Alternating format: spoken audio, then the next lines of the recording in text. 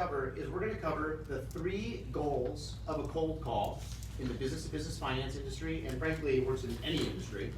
And then in addition to that, we're also going to cover the 5 steps of an effective introduction or an effective cold call. If you follow these 5 rules and you have these 3 goals in mind, you're going to have a very successful call, right?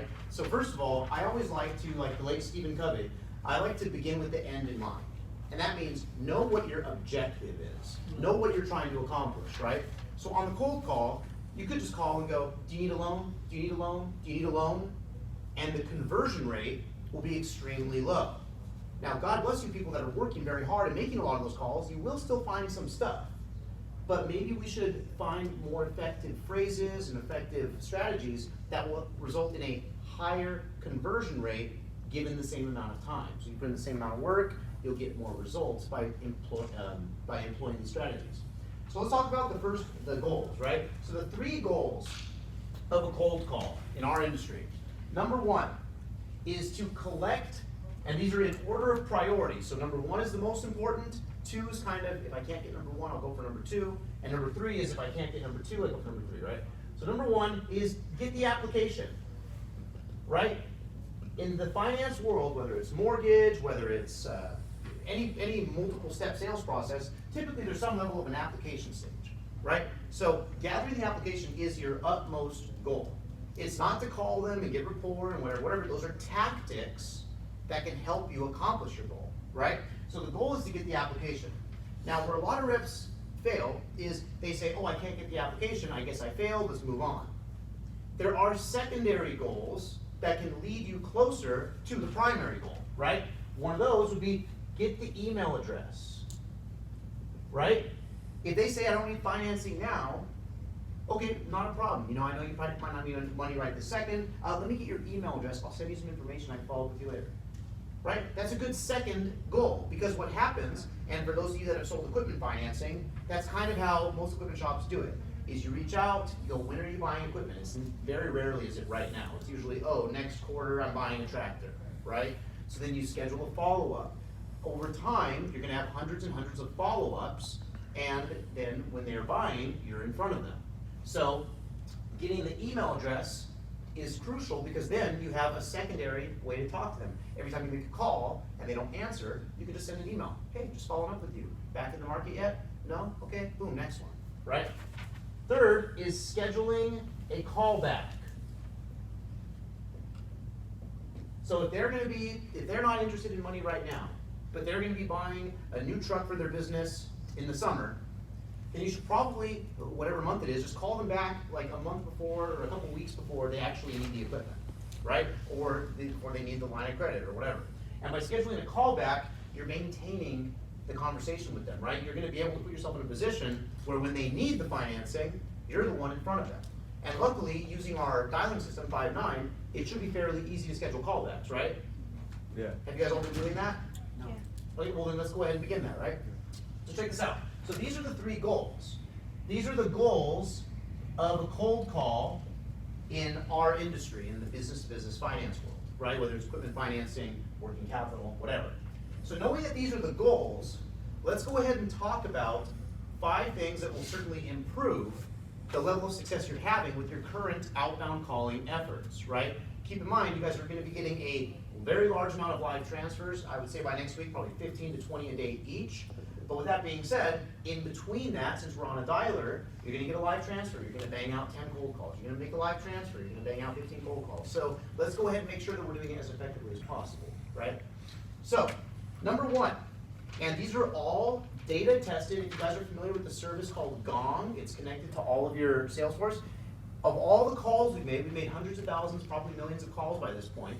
We have the data analytics telling us what successful calls do and what unsuccessful calls do. And this is based on data. This is not an opinion. This is straight up facts, right?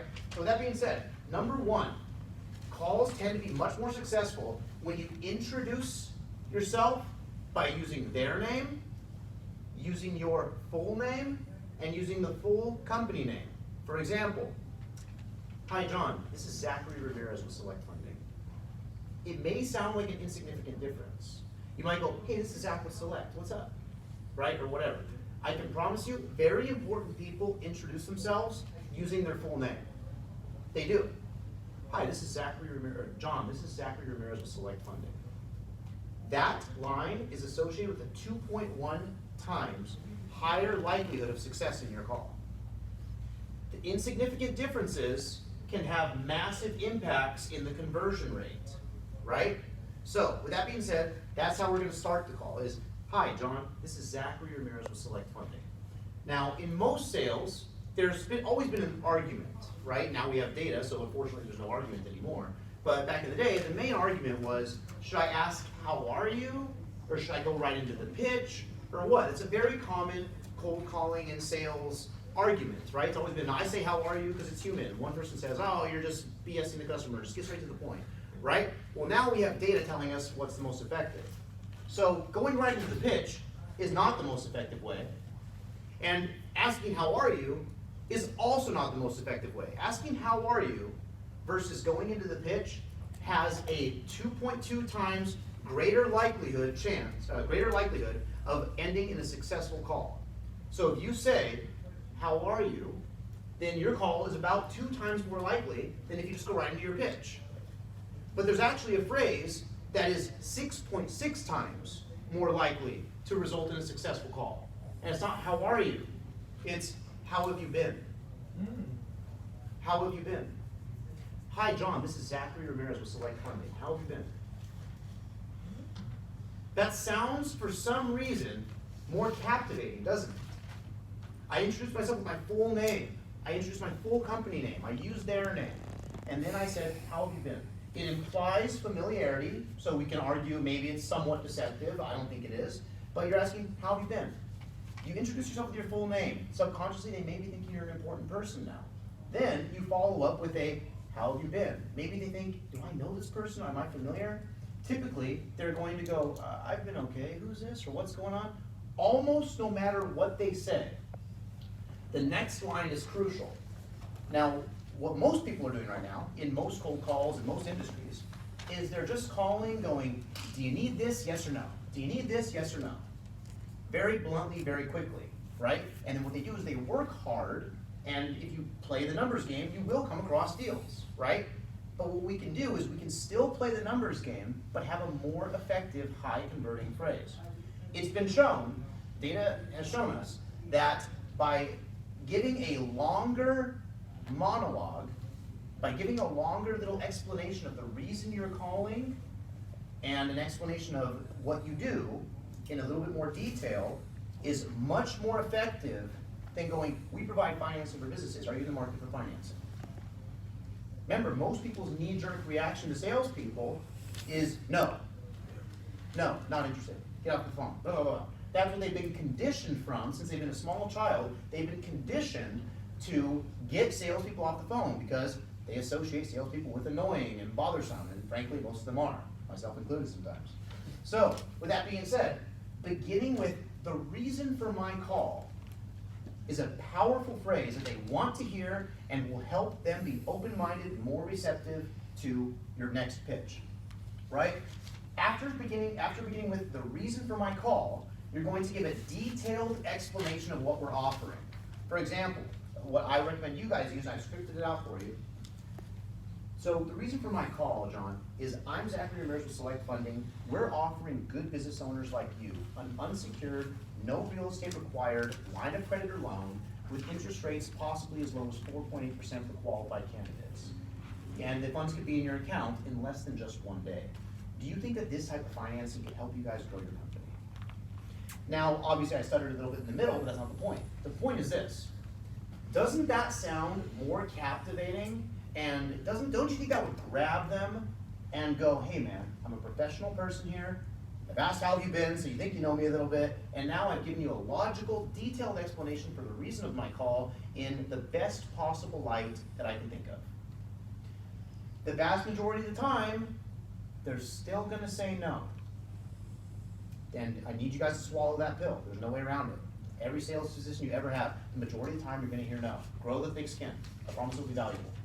With that being said, what we're doing is by saying it in this manner, you are decreasing the likelihood that you're gonna get an immediate no.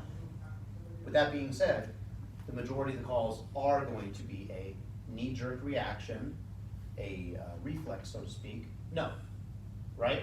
And so, if they're clearly not in the market for financing at this time, I believe it was, I forget what sale guru it was, basically says, you can't turn a no into a yes. You can turn a no into a maybe, and then a maybe into a yes. And what does that imply? That means we should go with a little bit of a longer process. Perhaps get the email address, schedule the callback. So if they give you a no, I would have one strong rebuttal prepared. And then if they keep on saying no, I would fall back on getting the email, scheduling the callback. A rebuttal that we have found to be pretty successful is something like this. Absolutely. Look, I understand you might not need money right this second. I'm just trying to introduce myself and plant the seed for the future. Now, when do you think you might be looking into financing a new piece of equipment, a line of credit for your business, or possibly a long-term SBA loan? When do you think you would be looking to do one of those options? And what you're doing is, first of all, if they're actively looking at one of those things, they might go, yeah, actually, you know what, I actually am looking at some equipment. Probably 1% of the time, 2% of the time that might happen. Let's be honest, it's gonna be a very small percentage. But the rest of the time, they're either gonna continue saying no, in which case just go for the email and try to move on. Or if they go, you know, I might be buying some equipment in a couple of months. Then if you're an equipment guy, you already know to go ahead and start asking the next level of questions. What sort of equipment are you buying? How much does it cost? What's it gonna do for your business? When are you gonna be purchasing it? Do you have a piece picked out? Whatever. So, with that being said, is be prepared to rebuttal them. I've actually scripted this out for you guys. After you rebuttal them, make sure that you're trying to secure one of your three objectives, right? So it should sound something along these lines, right? And obviously, I've had a little bit too much coffee, so I'm not reading the best. The point is, like, hi John, this is Zachary Ramirez with Select Funding. How have you been? Great, great. So John, the reason for my call is right now we're offering good business owners like you an unsecured, no real estate required line of credit or loan with interest rates starting as low as 4.8%, and the funds could be in your account in less than just 1 day. Now, do you think this type of financing could possibly help you guys grow your company? Let's be honest, has anybody really hit any of these cold calls like that? Probably not, and that's okay, guys. We haven't been trained on it, but now we are, right? And so what I would like everybody to do is, remember, my goal is to increase the level and the capacity and the number of interested conversations you're having per day. And so that's why my goal is we have live transfers going. We're gonna have a hell of a lot more next week. I'm not kidding, it's gonna be at least 15 to 20 a day each, right? And then, in the meantime though, you're gonna be getting a lot of cold calls in between. So I wanna make sure that those are as smooth and effective for you guys as possible. So those are the 3 goals of a successful cold call, as well as 5 tips to accomplishing that.